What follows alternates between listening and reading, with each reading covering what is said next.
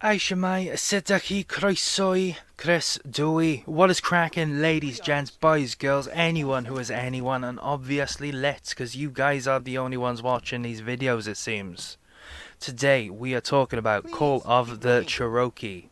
Now, before I continue, I just want to say that I am probably going to purchase the rest of the books in a horror's call, and I will talk about them on this channel. Do not be worried, I am talking about them all, and you know, if it saves you money, if it encourages you to buy the book, either way, if it helps you make your own mind up, I'm just happy to help. So, Call of the Cherokee, it takes place in Chicago, it takes place in Gardner's Chicago, the dark, twisted, wonderful world that Gardner has created for himself. Now, the first half of this book, it takes place in Cherokee Theatre. Now, this theatre has been built on the remains of the Cherokee Theatre that is set in Chicago. It burnt down. But this theatre actually existed, and this book is meant to be set in reality, and I quite enjoyed that. So, the characters you have Pete, Mark, Johnny, the three boys. Pete being very much the main character, and the three antagonists in this book have to be Sam, Tim, and the ninja whose name I can't remember.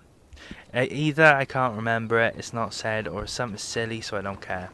Right, you have these 6 characters, you have a 50-50 split between protagonist and antagonist, and the interactions between all of these characters are honestly pretty good. The writing has improved so much, and Gardner, if you actually watch these videos, I just want to say well done, bro. These books are actually pretty good now. So, the dialogue has improved. There's not really an issue with the commas anymore. The writing is improved. Everything has improved in this book, boys and girls. If this book wasn't associated with Gardner, if his name wasn't on the cover, I think people would probably like it on lit. But enough with that, you know. What's so spooky about this theatre? What's the thing on the cover? It looks cheeky. It looks like an axolotl. I'm not sure if it's just meant to be a creepy face. Maybe it's meant to be the Kappa thing that waves at the boys in the theatre itself. But was that a spoiler? Let's find out. Actually, if you want to buy this book, you can actually... The first half, honestly, it is a bit slower than the second half. The first half, it's got more suspense than, I suppose, action, than horror. It's, because on the back of the book, it says that... Oh, that's not written very... It says, Call of the Cherokee. A horror/mystery saga into the depths of a haunted theatre. Recently reconstructed, the formerly burnt down Cherokee Theatre is once again open for business. After receiving an invitation, 3 friends decide to check out the theatre, curious as to what all the hype has been about. That basically summarizes the first half, ladies and gents. 3 friends go into this theatre, and their experience is summarized by pocket sand and lobotomies. Pocket sand and lobotomies, ladies and gents. And there's actually a part where the 3 boys, they're like, well, not 3 boys, 2 of the boys, Pete has been taken to be lobotomized. He has been lobotomized, and there's like an alien and he's giving them wishes. But then you got Mark and Johnny. Do you know what they have to do? I don't even know if they have to do it or if they just did it because it's funny. They read Arabian Nights whilst off their heads on caffeine pills and energy drinks. That basically summarizes the first half of the book, ladies and gents, because the twist is, and I am going to spoil the twist, the twist is that the first half of the book is very much a board game. They are playing like D&D or something like that, and so everything here is retconned. Which is funny. No, it's not. It's not funny. It's just retcon. It is an interesting read, however. But the reality is, whilst Sam and Peter were locked up in the hospital, I suppose, Tim implanted these like computer chips into their heads, which allowed them to swap their brains, their minds. They mention Frankenstein's monster a fair bit. But basically, Sam is now in Pete's body and Pete is now in Sam's body. Do you want to know the awful part? Do you want to know why this is such a bad deal? It's because Sam was sent to be executed, but now Sam's body contains Pete's mind. So Pete has been sent to be executed via the electric chair. And Gardner takes great pride in telling you about how your eyes burst and your fingernails fall off and all that weird stuff. Yeah, it's an awful end for Pete, but you know, the world goes on. So the second half of the book, what is this book about?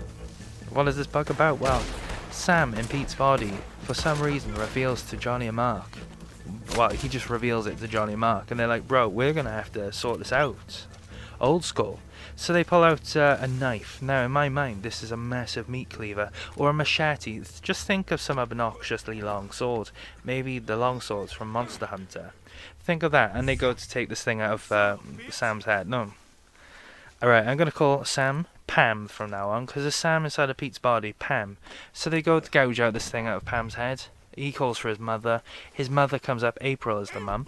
And basically what happens is he cuts his eye by accident. So Johnny and Mark are sent to a psychiatric hospital. And it just basically fast forwards 20 years into the future. During this time, Pam has slain his own mother, but he's also become like an archbishop. And they go on about cathedrals not being chapels and all this religious stuff. And basically, Sam, or Pam, is gunning. He wants to be the Pope, and he turns out to be the Pope. You got Pope Sam now. Pope Sam is poping around. You got Tim being the four-headed guy that he is. He's got a massive forehead, you guys. He has a huge forehead. He's got a 5 head. No, he's got a 6 head. Tim with a 6 head, and Sam, they're still like a duo. They still love each other. And yeah, Sam becomes the Pope. Pope Sam. He goes on about how people used to call him Peter to Heather, this journalist. Don't know why, it's a bit weird. Who cares, bro? Just man up, move on. And this is what happens. But he finds out that Mark and Johnny have recently been released. So it's a bit like, oof, what's happening here? So Pope Sam, or Pam, and Tim go off to the Vatican. Tim is looking then through the Vatican's archives for an item. And they briefly talk about how the Vatican's archives have... there's a lot of secrecy about these archives, because we as the general public, we're not meant to know what's down there. So there's a lot of conspiracy about what actually is down there. Is there proof of Christ? Is there proof of aliens? Is there proof of X, Y, and Z? Who actually knows what's down there? So Tim, being the 6-headed, the 7-headed mini-man that he is, he goes down dressed as a monk. He searches. He pulls out a piece of paper with these 2 creepy eyes. And for some reason he just keeps it. Then he pulls out a USB. He can smell the sulfur coming from the USB from Call of the Arcade. And it's revealed that this USB has Fatima's visions. Now Fatima was this older woman who was blind, and she had a lot of visions. Now the thing with people who have lots of visions is a lot of them tend to be cap. A lot of them don't matter. And now we just cherry pick the ones that seem fairly relevant. But Fatima somehow had this vision of hell, and it's put onto a memory card. And this is what Pope Sam wants to do. He wants to give a speech, but he wants to show the world, the Christian world at least, these depictions. Now, if you remember from Call of the Arcade, these depictions make you game over yourself. They make you an hero. And this is exactly what Sam wants to do to the world. So this is really interesting, ladies and gents. We actually have a villain being a villain, and we have 8-head Tim being 8-head. It's interesting. But, obviously, Mark and Johnny, being the mad lads that they are, they're there to stop it. So, Pope Sam, as he's giving a speech, there's a crack in the air. It pierces the silence. It punctuates the eeriness. The crowd start screaming. And Tim's 10 head has been obliterated. His head has blossomed like a meaty flower. And Sam takes a bullet to the chest. Now, this is the weird thing. Somehow Mark and Johnny have been allowed to attend this speech with sniper rifles. With the Pellingtons from Cold War. Maybe the HDR from Modern Warfare. Who knows, who cares? But they've sniped these men, and they have not had any resistance. So as Sam is on his knees, dying, staring at the 2 men as they're sort of tackled to the ground, they're sort of pulled out of reality, and then there's this like alien, this angel, this thing is talking to them. Now this thing, I sort of envision this thing to look like, you know, a creepy thing from Pan's Labyrinth with the eyes in his hands, and then the Angel of Death from Hellboy. Is a sort of like a mix of both of them. But Sam's sort of like bigging himself up. He's like, oh, you know, this sling by here. This sling by here is really what people think of the grey aliens. Or some weird stuff like that. And then he talks about abductions with people. It's just sort of people recalling how they were born, but because they can't remember the doctor's faces, they appear like greys. I don't know. It's probably like an actual theory that Gardner's read. It's just something I haven't read. So, you know, it's cool. But what's really cool about this section is, ladies and gents, they sort of reference that there's a pair of massive eyes staring down at the guys. Do you know who those eyes belong to? They belong to you the reader. And I thought that was really cool. It's really neat when there's actually like this fourth wall break. I really enjoy this part of the book. It sort of overshadowed the end, unfortunately. The ending is actually quite good. The ending's quite good. And what actually happens then is the alien's like, bros, I'm just going to put all this right. None of this was meant to happen. You've obviously abused something that you shouldn't have abused. I'm going to put this right. Clicks his fingers, and it sort of just goes back to the start. It sort of goes back to the start with the exception of Tim. Tim's special machine, he couldn't transfer Sam and Pete's mind. He couldn't swap their minds over. And do you know what happens then? Sam, he's arrested, but instead of sent to the chair, he's just rendered brain dead. He is like just disabled. Like putting a magnet to an old TV. They've just done that to him. He's brain dead now. Tim, I think, just gets arrested and all game over. I don't really know. I think all I can think of is Tim's massive full head. And then the boys are just sort of happy as Larry. Pete's out of prison now. Well, he's out of hospital, isn't he? And it just really sets up then for a good few more books. And that's really it, boys and girls. So, now that the book's over, let me give you some highlights that I particularly enjoyed. There's one point when the boys are in the theatre, and they've walked into this room and there's like holograms, it's like virtual reality, and they're now at this beach. And off in the distance, in the waves, in the sea, is this creature waving at them. And it's quite creepy. This scene is actually really well written for what it is. And it's actually one of the second times I've read a book and I thought, that's creepy. The first time being Stephen King's It. Now, what is the scene? It's basically this Kappa's waving at them, and the way that Gardner described the creature's eyes was actually quite creepy. It was well written. It's done well. Second, I just liked all the pocket sounds. I'm surprised they didn't reference the pocket sound from what's it called, King of the Hill. It was just weird. Is it King of the Hill? I don't know. I know what I'm talking about. It's got that guy with no bum who sells propane. And yeah, it's got that guy. It hasn't got that guy. What am I on about? That was a cool reference. The reference didn't exist. What am I on about? But yeah, that was cool. Shame they didn't reference it, but it doesn't matter either way. I liked the way that the book set up with John Wayne Gacy and Al Capone. I didn't mention that. That is something that you could have found out yourself if you didn't watch this video. I like that. That's quite cool. It's like a red herring. You sort of read it expecting one thing, then the book does another thing. It's interesting. This book is actually well written, boys and girls, and that's something that I want to talk about. So, if you know of a horror's call, if you know of Gardner, you probably go on Lit. Because whenever they say, Jogoku, it's really well written, it's well accepted by VP, and then you head off to VP, not a single thread, boys and girls. Why lie when I could just click over to a thread? Stop doing that. But yeah, if you know of Gardner, you probably go on Lit, and you probably know that Lit absolutely seems to hate the guy. Don't know why. I think it's all the aggressive shilling and like the multi-accounts, like the same posting. Who knows? Who cares?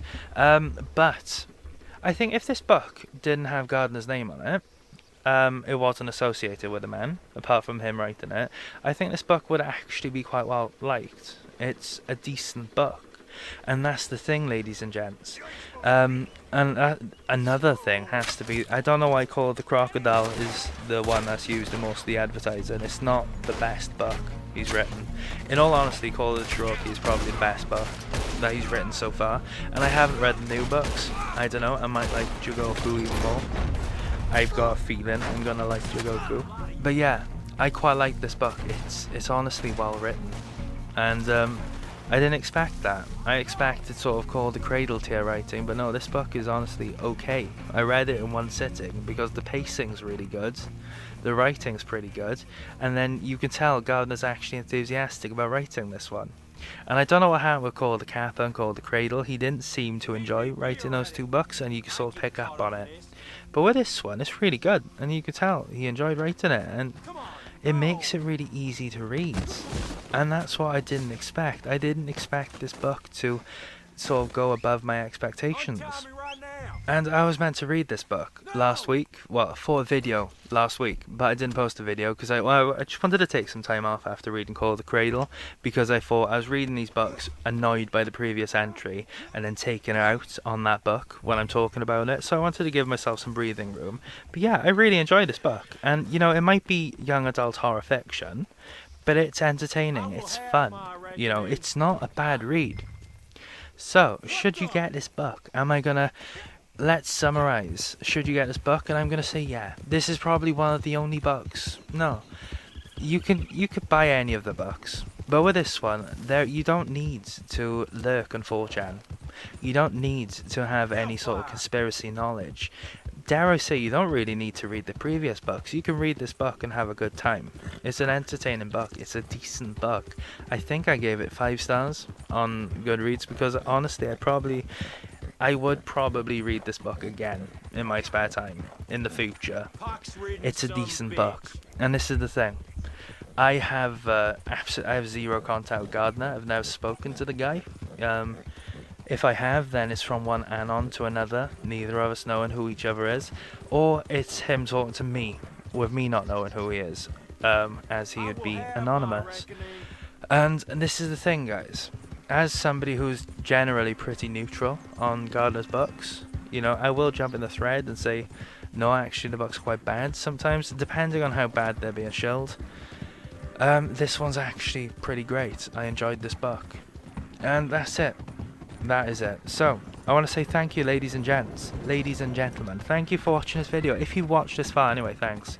I want to say thanks to that guy who keeps dropping my channel in YouTuber, Booktuber threads. Thanks. But yeah, this book's honestly quite good. I enjoyed it. So once again, thanks guys. Hope you take care. Hopefully you stick around for the next video. The next video is going to just be a general discussion on the Horror School series so far. But yeah, take care guys. Thanks for coming. Bye.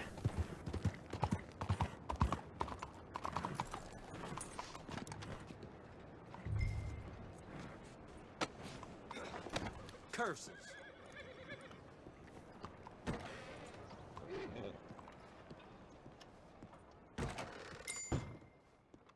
Toss him in the sternest cell you can find. The runner's ours, so the bounty's yours. Right there for you.